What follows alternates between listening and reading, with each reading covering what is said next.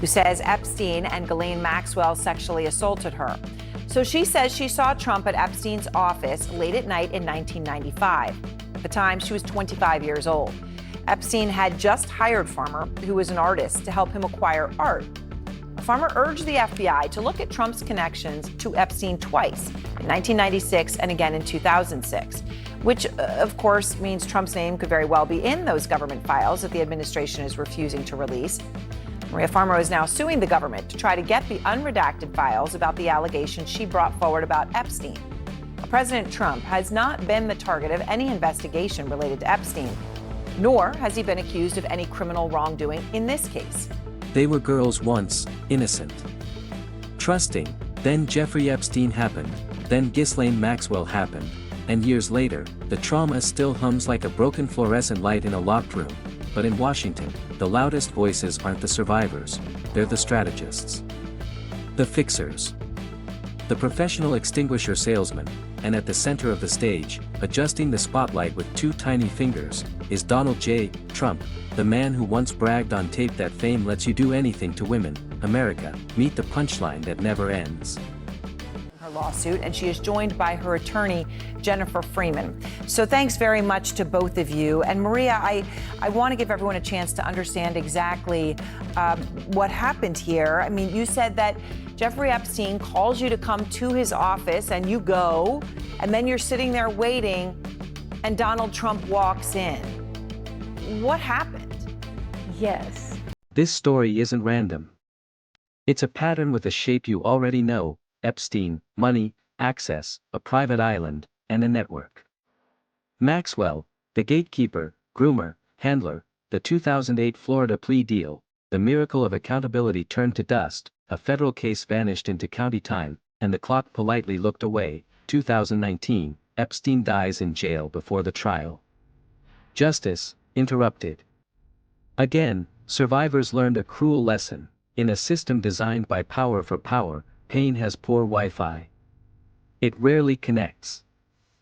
Donald Trump knew Epstein in the 1990s and 2000s, same parties, same circles, same air, different perfumes. He says he kicked Epstein out of Mar-a-Lago because he was a creep. Applause line.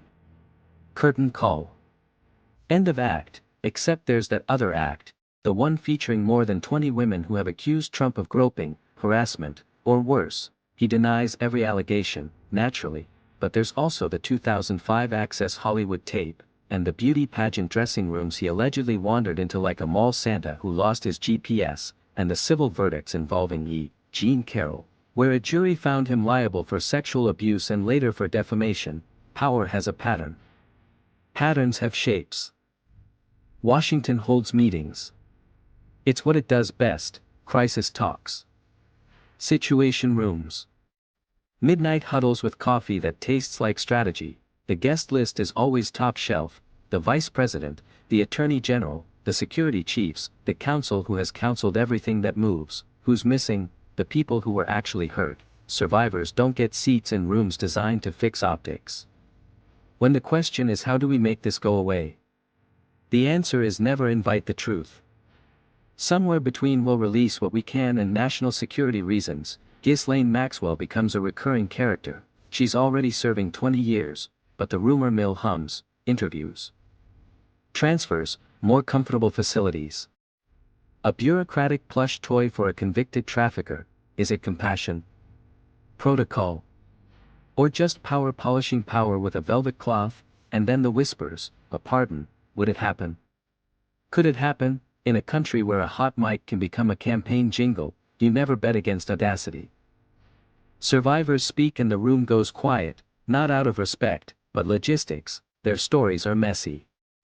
They don't fit into a talking point or a cheer-in. When a survivor is reduced to someone stolen like an object, you see how easily language becomes a weapon. It cleans the crime while dirtying the victim. Dehumanization is a feature, not a bug. It's WD-40 for moral hinges. America loves the idea of the files. It's democracy's version of the monster under the bed. If we just pull back the covers, the truth will sit up and tell us everything. So, release the Epstein files, all of them.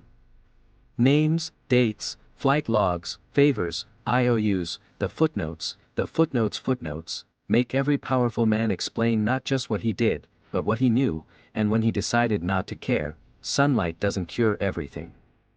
But it's a terrible place for rot to live. We can't release it, it'll hurt people, yes. The truth often does. We're cooperating fully, into which container? The one labeled later. This has been politicized, by whom? The survivors trying to be heard, or the professionals rehearsing how not to hear them? Witch hunt, no broom required when the receipts are alphabetized. Here's the satire. Donald Trump says he respects women more than anyone, and then life, messy, documented life, keeps insisting on the opposite. If this were a late-night monologue, the band would sting and the audience would laugh. But it's not funny, because the punchline always falls on the same people, the girls who became headlines, the women who became warnings, the survivors who became background noise. 2008 taught predators that VIP status comes with a concierge desk. 2019 taught the public that justice delayed can be justice denied, then cancelled. Every selective leak, every canned comment, every careful euphemism teaches the same masterclass. Pain is negotiable. Power is not.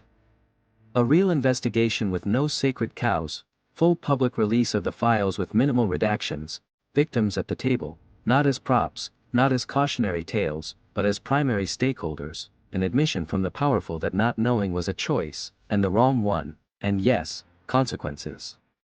Because without consequences, justice is just branding.